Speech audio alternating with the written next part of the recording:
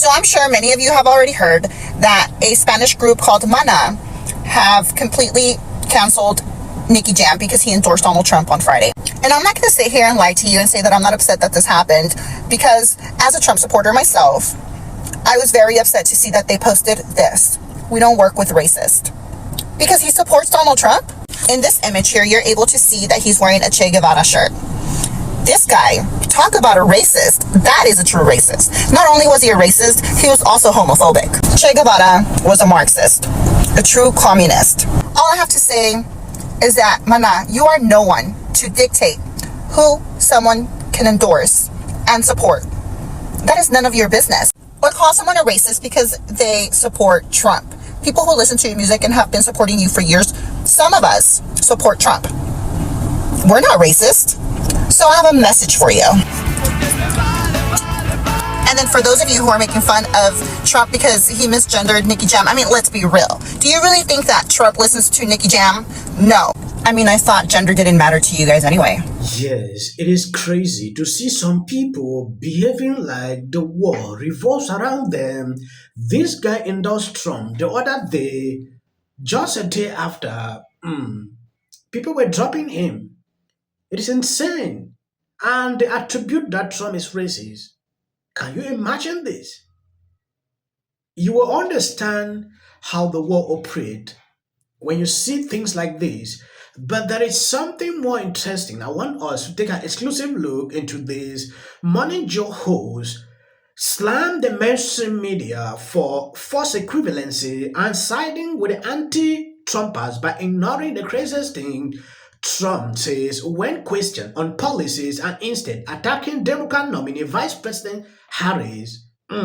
You dare not venture to say something contrary to Kamala, as these people will come after you. There is this clip this guy had with Maher. I'm never going to vote for Trump, but I'm not sure I want to vote for Kamala. And my fear is that she doesn't really have a very good command of what she wants to do as president. It would be great for her to sit down with you or George Stephanopoulos or you, Stephanie, and get a succession As if she'd sit down with me. Why not? Brett. Ask her, you know, look, George W. Bush, 25 years ago, was asked if he could name the president of Pakistan and other people. He had no idea. And people said this guy has no command of foreign policy. And it turned out to be a prescient set of questions. It's not too much to ask Kamala, say, are you for a Palestinian state if Hamas is going to run that state? Okay. Yes or no? And let's say you don't like her answer. Are you going to vote for Donald Trump? No, I'm not. Kamala I just said I'm not going to vote for her. Harris is not running for perfect. She's running against Trump. We have two choices. And so there are some things you might not know her answer to.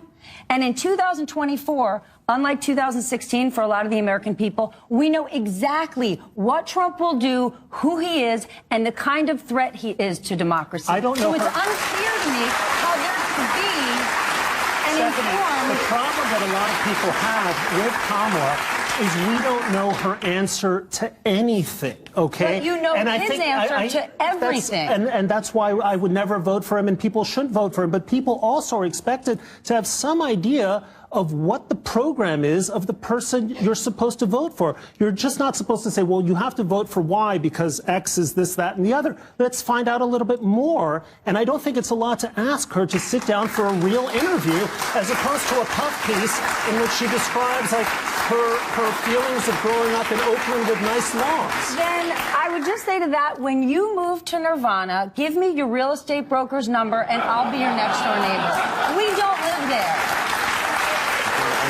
That really is, and I like Brett, and I like Bill Maher said, he's a fan of what he reads, but I don't know what universe he lives in. He actually said, we don't know her answer to anything. That's just false. not true. It's just false. He obviously hasn't been watching the campaign. And again, I know you're going to get into this, but compare what she said, and again, we can go through the issues with Donald Trump. Yeah. Whether it's that rambling answer on child care, whether it was the nonsensical answers during the debate. And by the way, she wants to debate again. Donald Trump doesn't. because he doesn't talk about the issues. He can't talk about the issues. But again, there's this false equivalency from the anti-Trump crowd. Yes, what you're about to see is a meltdown. This guy on MMBC is extremely unhappy that this man said he can't vote for Kamala.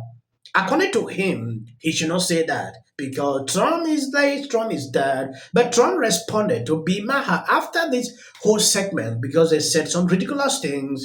The rating challenge Maher on his increasing boring show on HBO is really having a hard time coping with Trump derangement syndrome. He is a befolded mess, sloppy and tired, and every conversation with B and C least guests seem to start with or revert back to me. This week he had Dumas a rock bimbo, Stephanie from SVNC on the show, along with Trump-hating loser Brad, who seemed totally confused and unsure of himself, very much like Maher himself. Stefan should find himself another line of work because I am driving the felling New York Times absolutely crazy, and it is very hard, perhaps impossible, for a writer to write well of me without suffering from the wrath of the degenerate editors who, with a push from the top, have gone insane. They apologized to their readers in 2016 for their complete and total mess, and they will do it again in November.